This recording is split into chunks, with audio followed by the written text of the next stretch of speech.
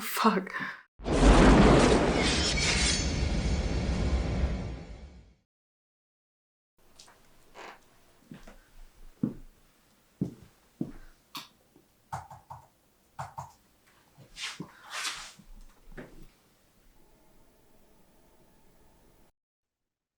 Who are you? Hello, welcome. Thank you for joining us.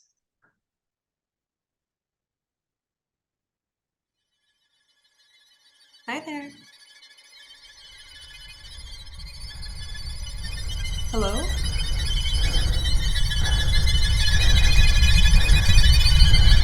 Hello?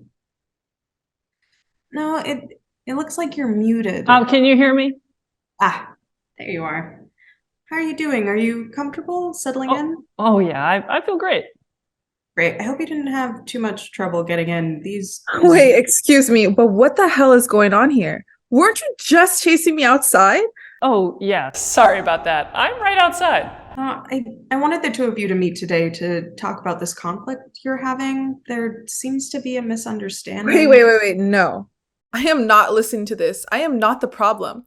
Most horror movies in the slasher subgenre end with one survivor, left to face the villain alone for a final showdown, usually a young woman or a teen girl. The killer's other victims are usually sexually active or drug users. Our first date was at a bar. He drank like a medium amount. While the final girl is an innocent, masculine virgin. She can outsmart the killer's move, unlike her friends who are too busy with sex, drugs, and being stupid to avoid death. That's why she always outsmarted the killer in the big chase scene at the end.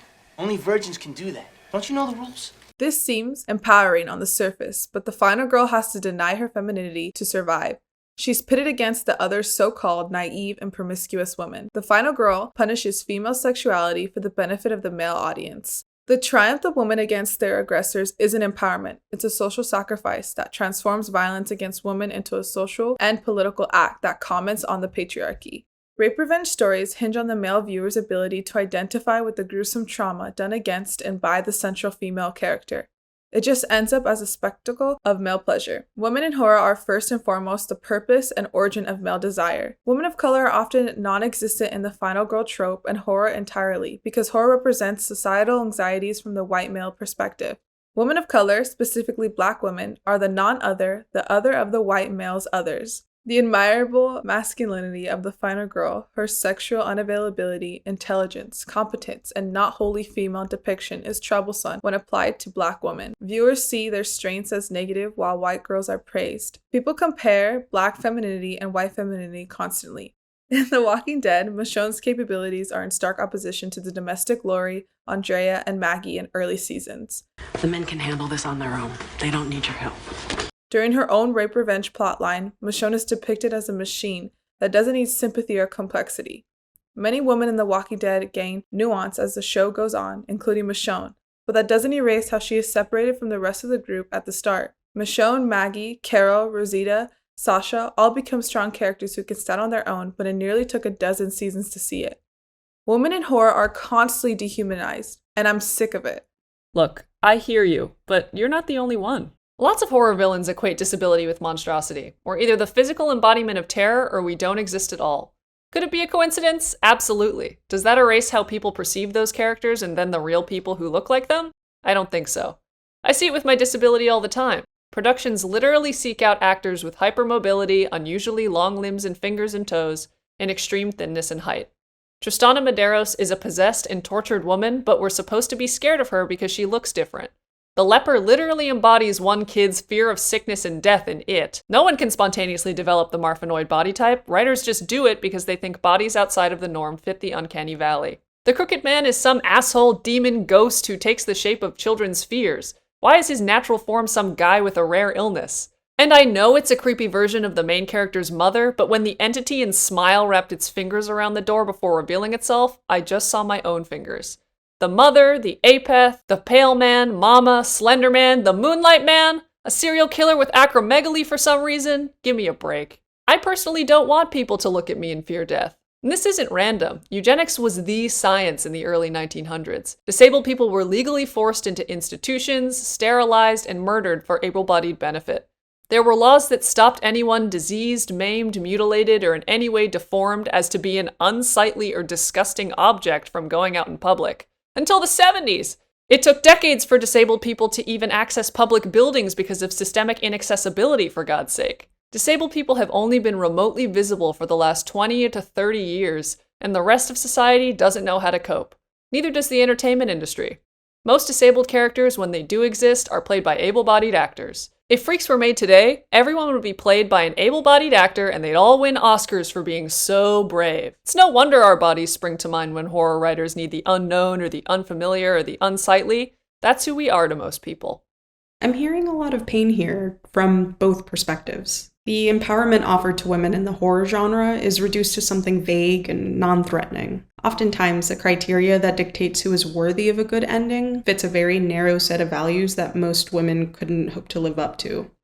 Nor should they. Women don't deserve some divine punishment for expressing their sexuality or belonging to a marginalized group. Existing outside of the median does not make you unworthy of a good life. On the other side of things, there are entire groups who are vilified for merely existing as they are. As mentioned earlier, non-disabled audiences see disabled people as scary in real life, so horror writers make them the monsters we see on screen. The real antagonists are the people behind the curtain, perpetuating these stereotypes and pitting us against one another. Once you think critically about the relationship between media and culture, you realize that these stereotypes aren't based in some inherent truth. They've been developed over generations by a small class of people with a narrow worldview. I invited a few more folks to join us, if you all don't mind. The viewer shapes us being viewed not just because we interpret what we see, but because we shape what filmmakers see as their audience. This concept of the majority viewer, which refers to this presumed white male, cishet, and otherwise default consumer, frames the ways that marginalized communities are depicted. I think that because of this, though, a lot of these incredibly common depictions of specifically sexual violence fail to consider the impact that these portrayals might have on other viewers. I know that for me, it's kind of difficult to watch these really graphic portrayals of sexual violence in horror, and that's not necessarily to say that sexual violence should never be depicted in film, but I think that there are ways to do it that are maybe a little bit more mindful of an audience that might relate too much. I recently watched Barbarian, and I really appreciated the fact that even though the plot was centered around sexual abuse and assault, they were able to convey this without explicitly showing anything to the viewer. Women in horror films are often killed in compromising positions, and they're in an isolated room, cabin, or in the shower, with their top off, unbuttoned, or above their boobs. The camera will take its time on a woman's body, showing her curves, her nudity, and then they'll show her trying to escape fearfully before documenting her brutal slaughter. The final girl trope emphasizes that only innocent, virgin, masculine women are clever enough to survive. This sends a message to the audience that women must follow that good girl act if they want to live. Personally, I've been slut-shamed, and I've been catcalled on the streets. My younger self, who was super peer pressured on the male gaze, would have preferred to see a female protagonist against the male gaze. There are newer movies that have been showing women being strong and possessing survival skills without having to be a virgin, innocent, or masculine. Such an approach is paving the way to empower women to embrace themselves, because women deserve more from horror. And we need to make sure that we are advancing towards undermining the male gaze and empowering women in horror. I love horror. I love the tropes, I love the archetypes, and I love the nail-biting tension that builds from scene to scene. But my love of horror, at least at its core, has always been an act of rebellion. When I was younger, that meant rejecting the social and moral code imposed by the filmmakers of most classic horror. They were a class that dictated what kind of person was good and what kind of person was bad. Because it's a visual medium, most horror relies on shorthand to quickly communicate complex ideas. Throughout film history, an easy way to convey a character's morality has been through their physical appearance. There was a time where I was resentful towards this ideal. This ultimately came from a place of insecurity and rejection. I wanted to exclude rather than face my own exclusion. I neglected to realize that we were both being subjected to a form of objectification. These stereotypes are a form of alienation, used to divide us and assign us value based on archaic perceptions of worth. There is common ground between those who are idealized and those who are vilified in horror. Both are reduced and objectified for the benefit of the narrative.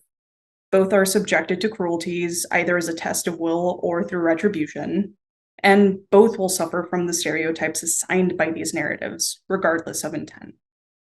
Once we elevate these archetypes out of their narrative, we can begin to examine their wider cultural impact with a critical lens. I've been bullied my entire life from kids and adults alike because of the visible aspects of my disability. Asking what's wrong with me, saying they'd rather die than live in my body, staring wherever I went. I was alienated from typical society before I even formed my own personality. Realizing the pattern of demonizing physical disabilities on screen for the first time, I knew that the people who find those monsters terrifying purely for the fact that they look different are the same people who have been staring at me my entire life. I just found myself asking, are we really that scary to you all? It shouldn't be the case that the first thing people see when they look at me is a monster. I shouldn't be stared at wherever I go because people are shocked to see the way my body naturally exists. Horror is my baby. I'm excited to be scared and disturbed and uncomfortable. I just want something more for myself than a horrible monster or a medical anomaly. We need more Franklins, more Connies, more John Kramers from specifically Saw 6, where we take revenge on the ableist world. Just as you deserve to be seen in your entirety, we do as well.